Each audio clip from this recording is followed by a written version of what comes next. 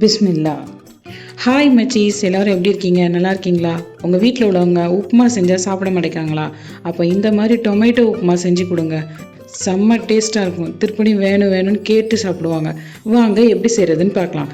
உப்புமா செய்ய நேரம் ஆகும்ல, அதனால் ஃபஸ்ட்டு நம்ம ஒரு மில்க் ஷேக் அடித்து குடிச்சிட்டு அப்புறமா நம்ம வேலையை ஸ்டார்ட் பண்ணிடலாம். நான் இன்றைக்கி பனானா மில்க் ஷேக் தான் செய்ய போகிறேன். வாங்க எப்படி செய்கிறதுன்னு பார்க்கலாம்.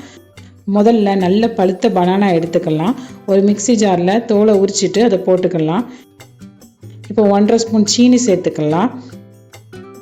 நான் பாலை காய்ச்சி ஆற வச்சு ஃப்ரிட்ஜில் வச்சுருக்கேன். அது கட்டியாக இருக்குது. அந்த பாலை நம்ம இதில் சேர்த்துக்கலாம்.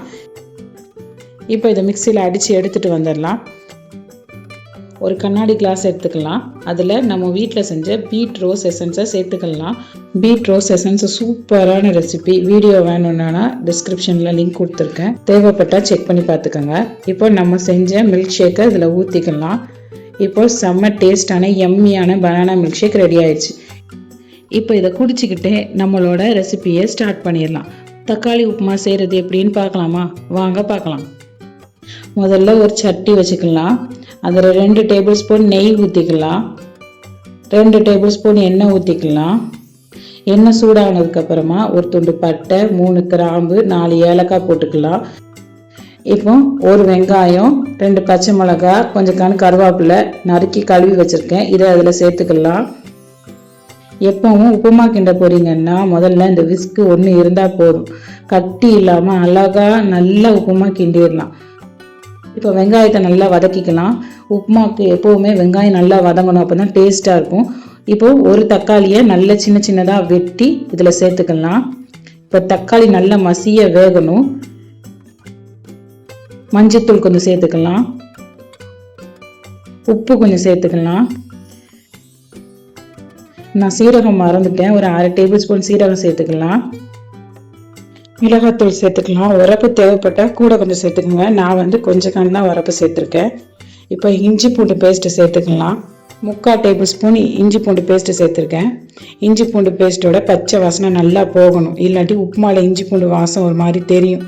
அதனால் இஞ்சி பூண்டு பேஸ்ட்டு நல்லா வதங்குற அளவு நல்லா வதக்கிக்கலாம். எண்ணெய் பிரிஞ்சு நல்லா கூட்டு மாதிரி வரணும். அப்படி வரும்போது நம்ம தண்ணி ஊற்றிக்கலாம். நான் 1 கப்புக்கு 3 கப்பு தண்ணி சேர்த்துருக்கேன். எந்த கப்பில் தண்ணி அடிக்கிங்களோ அதே கப்புக்கு 1 கப்பு ரவை எடுத்துக்கணும். இப்போது உப்பு தேவையான அளவு போட்டுக்கலாம். நல்லா தண்ணி கொதிக்கணும். கொதித்து வரும்போது நம்ம ரவையை கொஞ்சம் கொஞ்சமாக சேர்த்து அப்படி கைவிடாமல் அப்படி கிண்டணும். நான் எப்போவுமே வறுத்த ரவை தான் யூஸ் பண்ணுவேன். சின்ன ரவை தான் யூஸ் பண்ணுவேன். ரொம்ப பொடி ரவை யூஸ் பண்ணாதீங்க, நல்லா இருக்காது. கொஞ்சம் ஒன்று போல் உள்ள ரவை எடுத்துக்கோங்க. நல்லா கிண்டணும். கிண்டிட்டு கொஞ்சமாக எண்ணெய் சேர்த்துக்கலாம். ஒரு டேபிள் ஸ்பூன் எண்ணெய் சேர்த்துக்கலாம். சேர்த்து நல்லா கிளறிட்டு அப்புறமா இதை ஒரு மூடி போட்டு 1 நிமிஷம் தான் வைக்கணும். அதுக்கு மேலே வச்சிங்கன்னா கீழே அடி பிடிச்சிரும். அதனால் 1 நிமிஷம் வச்சு அப்புறமா மூடி எடுத்துட்டு ஒரு தடவை நல்லா கிளறி விட்டுட்டிங்கன்னா உங்களுக்கு சூப்பராக உப்புமா ரெடி ஆயிரும். இந்த உப்புமா ரொம்ப கட்டியாகவும் இருக்கக்கூடாது, ரொம்ப கொலகலன்னு இருக்கக்கூடாது. ஓரளவு பதமாக இருந்தால் தான் சாப்பிட்றதுக்கு நல்லாயிருக்கும். இப்போ நம்மளோட உப்புமா ரெடி ஆயிடுச்சு. பார்க்கவே சூப்பராக இருக்குது. டேஸ்ட்டும் செம்மையாக இருக்கும். கண்டிப்பாக ட்ரை பண்ணி பாருங்கள். இதுக்கு நம்ம சாம்பார்லாம் தேவையில்லை. தேங்காய் சட்னி இருந்தாலே போதும், சூப்பராக இருக்கும். ஒரு தடவை இந்த மாதிரி செஞ்சு கொடுத்தீங்கன்னா அடிக்கடி கேட்பாங்க. கண்டிப்பாக அடிக்கடி இதே மாதிரி செஞ்சு தான் கேட்பாங்க. செஞ்சு சாப்பிட்டுட்டு கமெண்ட்ல மறக்காமல் சொல்லுங்கள் எப்படி இருந்துச்சுன்ட்டு.